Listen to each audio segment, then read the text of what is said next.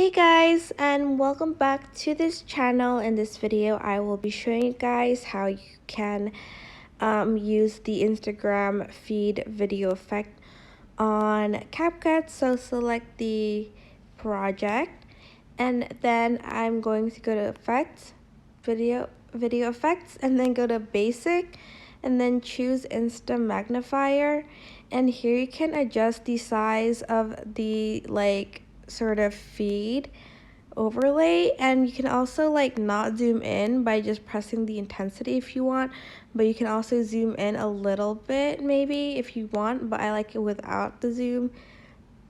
And then after that I'm just going to go down and then press the check mark button, and I'm just going to adjust the duration so it fits the whole video, and this is what it'll look like at the end. I think it's pretty cool, but yeah, I hope this tutorial was helpful for you guys.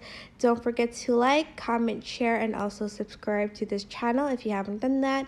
If you have any questions, just leave it in the comment section down below, and I will try my best to answer them all.